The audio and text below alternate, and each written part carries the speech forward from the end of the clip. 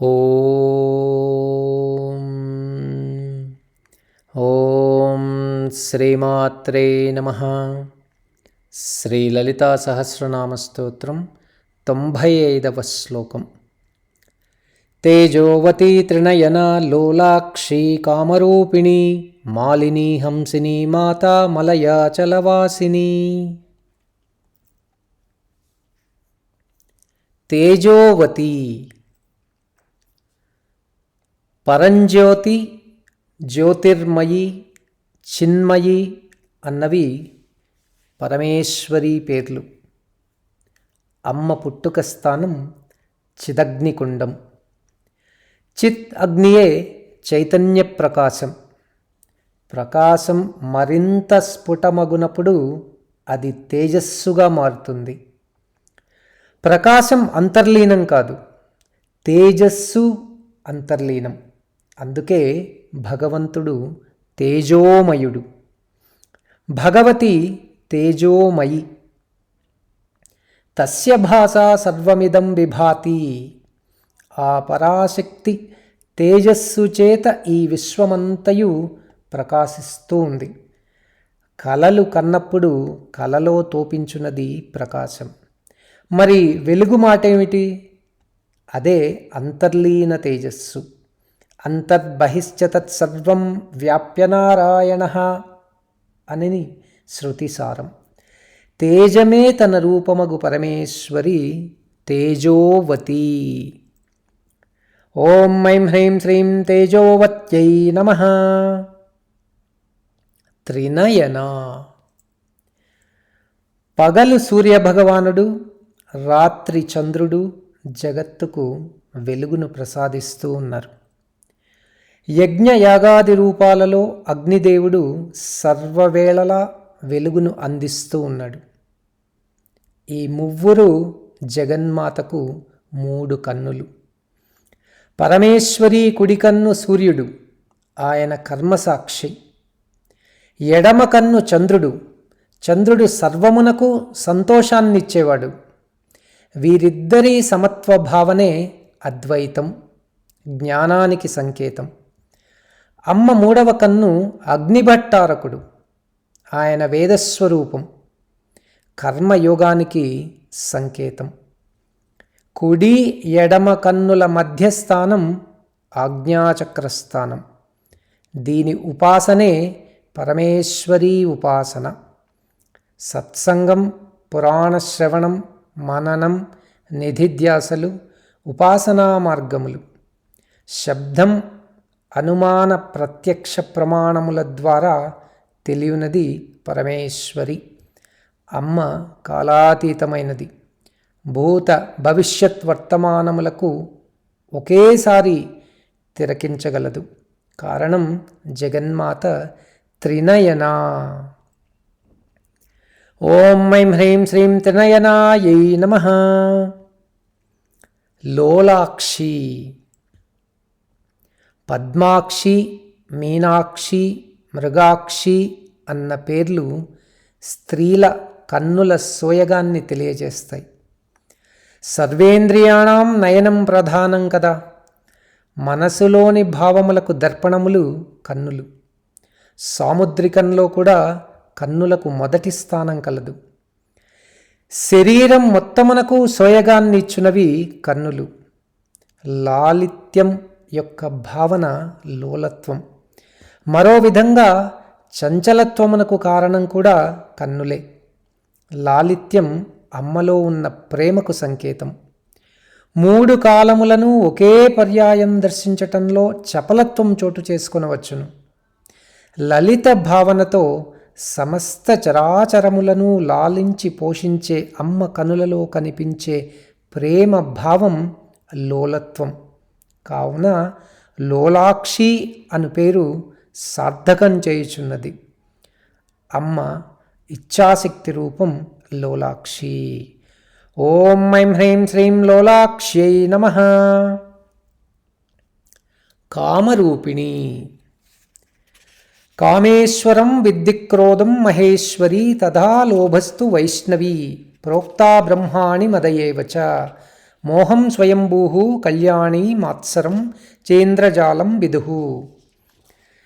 యోగీశ్వరి అంటే కామం, కామేశ్వరి అంటే క్రోధం, వైష్ణవి అంటే లోభం, బ్రహ్మణి అంటే మదం, కళ్యాణి అంటే మోహం, ఇంద్రజ అంటే మాత్సర్యం. ఇవి అరిషడ్వర్గములు. ఇవన్నీ అమ్మ అంశాలు.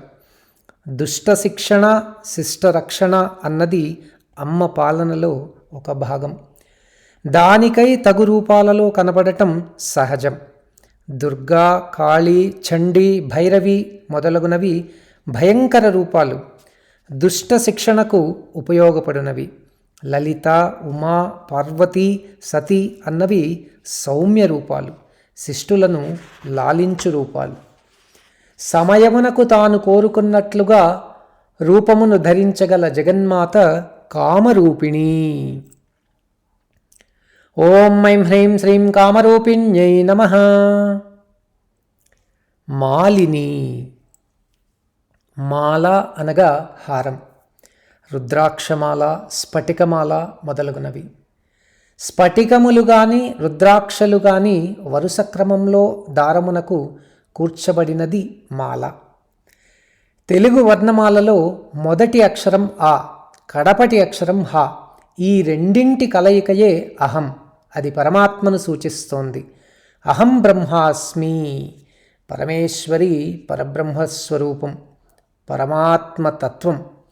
నేను అను పదంచేత సూచింపబడుతోంది. అదే అహం బ్రహ్మాస్మి. మంత్రపరంగా ఆలోచించినప్పుడు కా ఏ ఈ ల హ్రీం, హ స క హ ల హ్రీం, స క ల హ్రీం అను 15 అక్షరముల కూర్పు శ్రీవిద్యగా రూపొందినది. మహామహిమాన్వితమైనది. శ్రీవిద్యకు అధిదేవత అమ్మ మాలిని. ఓం ఐం హ్రీం శ్రీం మాలిన్యై నమః. హంసిని. గమాగమస్తం గమానాదిశూన్యం చిద్రూపదీపం తిమిరాపహారం పశ్యామి తే సర్వజనాంతరస్థం నమామి హంసం పరమాత్మరూపం. సర్వజీవులందుండు ప్రాణమును హంసయని యోగులు పలుకుతారు.